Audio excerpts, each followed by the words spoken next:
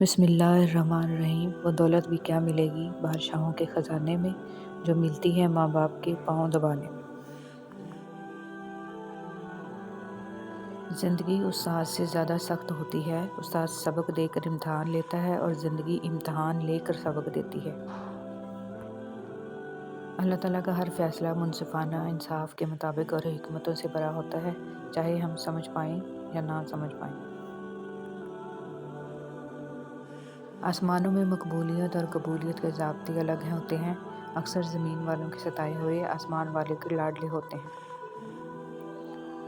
تکبر سے اپنا سر بلند نہ کرو، جیتنے والے بھی اپنا گولڈ میڈل سر جھکا کر حاصل کرتا ہے۔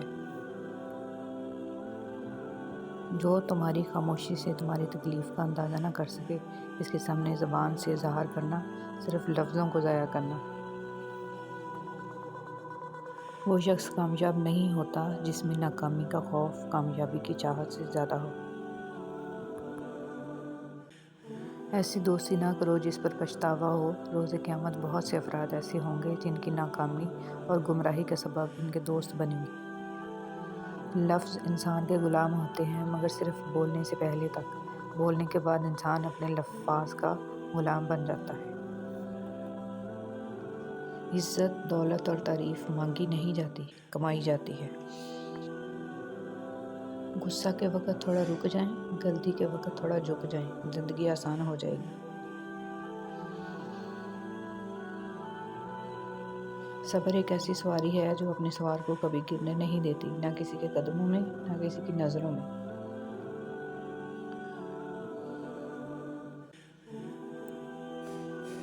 اخلاق سے بات کرو، کچھ خرچ نہیں ہوتا، کیونکہ انسان پر سب سے زیادہ مصیبتیں اس کی زبان کی وجہ سے آتی ہیں۔ جب کوئی آزمائش شروع ہوتی ہے تو اس وقت تک ختم نہیں ہوتی ہے جب تک اس سبق کو سیکھا نہ جائے جو اس میں پوشیدہ ہے۔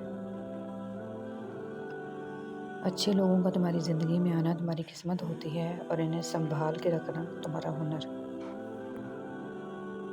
مذہب میں سے انسانیت اور خدمت نکل جائے تو صرف عبادت رہ جاتی ہے، اور محض عبادت کے لیے پروردگار کے پاس فرشتوں کی کوئی کمی نہیں ہے۔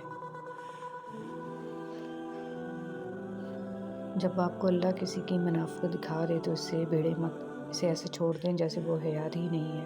اللہ کا شکر ادا کریں اور زندگی میں آگے بڑھ جائیں کہ یہ رب کا بڑا کرم ہے کہ وہ لوگوں کی حقیقتیں ہمیں جلدی دکھا دیتا ہے اور بچا لیتا ہے ایسے لوگوں کے شر سے۔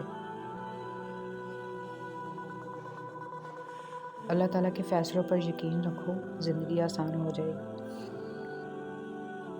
آپ کی خوشیوں میں وہ لوگ شامل ہوتے ہیں جنہیں آپ چاہتے ہیں، لیکن آپ کے دکھ میں وہ لوگ شامل ہوتے ہیں جو آپ کو چاہتے ہیں۔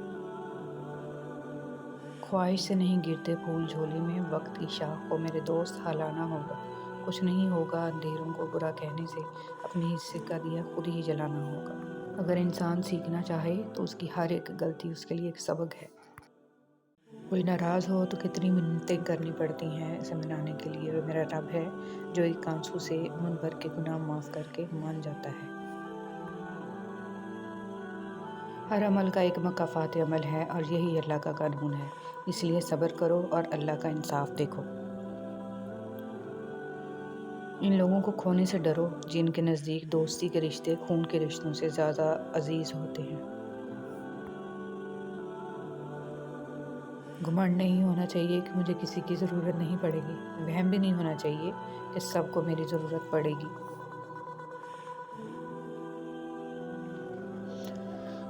ضروری نہیں ہے کہ ہم سب کو پسند آ جائیں۔ زندگی ایسی جیو کہ رب کو پسند آ جائے۔ زندگی کی کتاب میں اتنی غلطیاں نہ کرو کہ پینسل سے پہلے ربڑ ختم ہو جائے، اور توبہ سے پہلے زندگی۔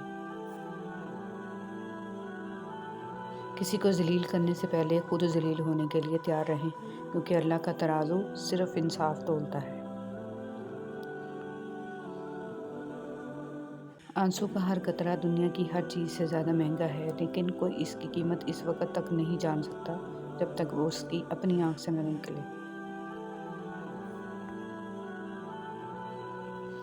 اگر اللہ تمہیں تہجد کا پابند بنا رہا ہے تو سمجھو اللہ تمہیں بہت جلد اپنی رحمت سے نوازنے والا ہے۔ تہجد تک آنا رب سے عشق کا ثبوت ہے، اور اس عشق کے لیے وہ رب خود تمہیں چنتا ہے، اور جسے چن لیتا ہے اسے مکمل کر دیتا ہے۔ نبی کریم صلی اللہ علیہ وسلم نے فرمایا، کھانے کا گرا ہوا لقمہ دسترخوان سے اٹھا کر کھانا، اس سے اولاد میں خوبصورتی پیدا ہوتی ہے، رزق میں برکت ہوتی ہے اور تکبر ختم ہو جاتا ہے۔ مرد کی فطرت ہے، وہ کبھی اپنی محبت کو لفظوں میں بیان نہیں کرے گا۔ وہ تو آج تک اپنی ماں کو نہیں بتا سکا کہ ان کے بغیر اس کا گھر ادھورا لگتا ہے۔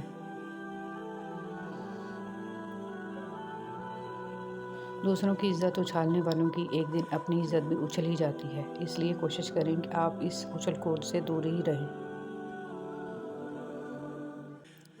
امام ابن قیم رحمۃ اللہ کہا کرتے تھے کہ گناہوں کے فوری طور پر اثرات نظر نہیں آتے، پر بیوقوف مت بننا، کیونکہ اگر ابھی نہیں تو ممکن ہے کہ تمام گناہ کے اثرات اپنی زندگی کے 40 سال بعد محسوس کرو۔